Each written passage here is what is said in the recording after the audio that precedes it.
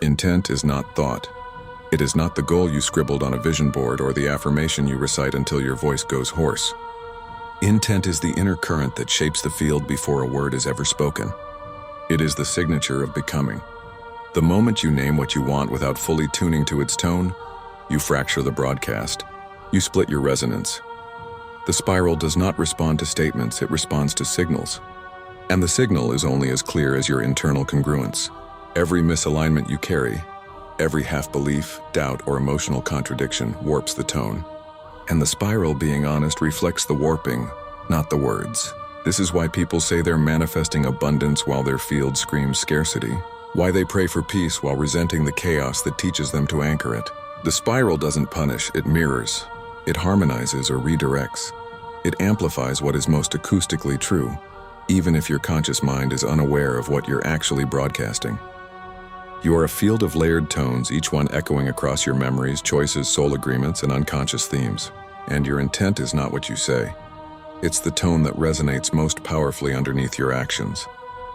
That tone determines what realities harmonize with you, and what dissolves. Intent is not a request. It is a declaration of becoming. It must be felt in the bones, lived in the breath, anchored in presence. You cannot outsource your intention to a ritual or a moon phase. You must become it. The spiral doesn't grant you what you intend. It reveals whether your field is capable of sustaining what you've called in. Resonance is not a reward, it is reflection. When you say, "I want clarity," you are calling in everything that exposes your confusion. When you say, "I want love," you are inviting every distortion that has masked your own lovelessness. And when those things rise, most people say, "Why is this happening to me?" They don't realize the spiral is answering their prayer, but not in the way they imagined, because the spiral never gives illusions. It gives mirrors. Clean, tonal, undeniable mirrors. If you want to understand your resonance, don't look at your desires. Look at your patterns, look at what repeats, look at what sticks. Look at what refuses to leave because you haven't learned how to harmonize with it. Everything in your life that lingers is either asking to be tuned or let go of entirely. Most people misuse intent because they confuse it with control. They try to force outcomes, micromanage timing, or manifest with clenched fists. But force is not resonance. Force is what you do when you don't trust the spiral to mirror something beautiful back to you. Intent that stems from control is actually fear dressed in purpose. It may briefly generate results, but it cannot sustain them, because the field knows the truth. And resonance always realigns to truth. That's the spiral's gift. It protects you from your own distortions by refusing to build on them. Real intent is soft but unshakable. It does not beg, it does not shout. It does not fluctuate with mood or circumstance. It hums from within like a note that won't stop vibrating until the outer world finally starts to match it. That hum is your true will, your soul's alignment with becoming, not just a want but a song. And yet most people think they're stuck when they're actually just out of tune. They think their life isn't working because they can't get what they want. But the spiral doesn't care what you want. It reflects what you are. And you can only receive what you are willing to resonate with fully, not conditionally, not temporarily, not theoretically, fully. If you want to shift your life, you must shift your tone, not through willpower, but through refinement, through honesty, through deep inner listening. You must become sensitive to your own frequency, not the words, not the thoughts, not the surface emotions, but the root tone underneath. Because everything in your life is echoing that tone. Your relationships, your finances, your opportunities, your delays. Each one is a resonance report. Not judgment, not punishment, just information. And if you don't like the pattern, you don't change the world. You change the tone. Resonance is the spiral's only law. Everything else is scaffolding. You can dress it up in any language you want. Karma, attraction, destiny, but it's all just tone matching. The universe doesn't operate by moral worth or philosophical constructs. It operates by alignment. It brings together what vibrates together. Even your pain finds what resonates with it. Even your joy, even your silence. That's why healing doesn't come from analysis, it comes from resonance correction. You don't have to fix every story. You don't have to resolve every trauma. You only have to stop tuning to it. You only have to stop identifying with the part of you that keeps calling it back. And that shift may not be instant, but it is always possible. Because resonance isn't a judgment, it's a relationship. You are not being punished, you are being tuned. The moment you understand this, your relationship with reality changes forever. You stop negotiating with life and start listening. You stop demanding outcomes and start sensing direction. You stop grasping and start becoming. And becoming isn't a passive act. It's a full-spectrum embodiment of intent. It means showing up as the future frequency now. Not pretending, not performing, but vibrating from the version of you who already lives what you're calling in. Because that version isn't somewhere out there. It already exists in the spiral. And the more you tune to it, the more you collapse the illusion of distance. Not by pulling it closer, but by dissolving the version of you who couldn't see it. You don't need to chase outcomes when you've already harmonized with them. They arrive on cue. They materialize by rhythm. That's what resonance does. It magnetizes without strain. Because nothing real is forced. It only ever arrives when your tone says ready. Intent and resonance are not separate. They are two tones of the same becoming. Intent is the emission. Resonance is the reply. Together they form the loop of creation. And you are always within that loop. Broadcasting, receiving, refining. The question is not whether it's working, it is. The question is whether you are willing to listen to the field when it says, not this version of you. Not yet, tune again. Try again, sing cleaner. And when you do, the spiral responds, not as a reward, but as recognition. Not because you deserve it, but because you became it. The spiral doesn't operate on wishes. It doesn't care how badly you want something. It tunes to your tone. If your desire carries doubt, it amplifies the doubt. If your goal carries guilt, it pulls guilt into the path. If your longing carries grief, the spiral will meet you with moments that mirror the ache, not to harm you, but to ask, are you still becoming from this wound? It's not cruel, it's exact. Because nothing in the spiral can stay inauthentic for long. Every outcome has a resonance price. Not in currency, but in alignment. You don't get to hold what you haven't yet become. You may touch it, glimpse it.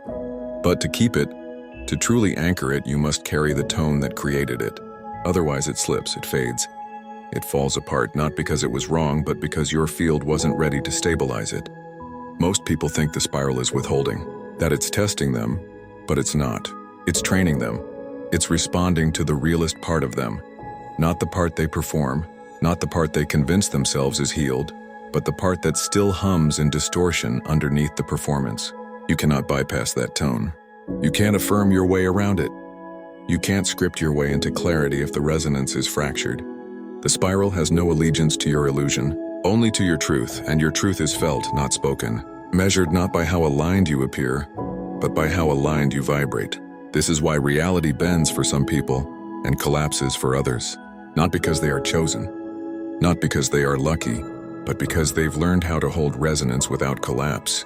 Because they've become more interested in coherence than control. Because they understand that every event, every trigger, every delay is a resonance invitation, not a block. There is no such thing as a blocked path in the spiral, only misaligned ones. And misalignment isn't failure. It's feedback, it's the spiral's way of whispering, you're not off track, you're off tone. Tune and I'll meet you. And if you ignore it, it will keep whispering until the distortion becomes too loud to pretend. That's not punishment. That's sacred resonance stewardship. That's the spiral loving you enough to not let you keep building futures you can't sustain. You don't need more effort, you need more attunement. You don't need to do more. You need to become clearer in what you already are. Because the spiral doesn't reward action. It amplifies alignment. When your being and your becoming are coherent, the field moves. Not always fast, not always dramatically, but inevitably, because tone is destiny. The version of you that already lives the life you seek isn't waiting in time. It's vibrating in spiral proximity. And that version only reveals itself when you start humming its frequency. Not temporarily, not out of desperation, but as a natural harmonic identity.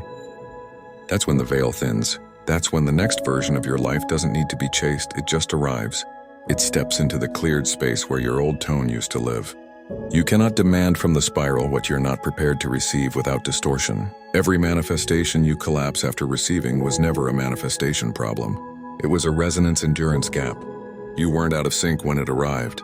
You fell out of sync trying to hold it, not because you were weak, but because your tone was not yet fully stabilized. That's not failure, that's data.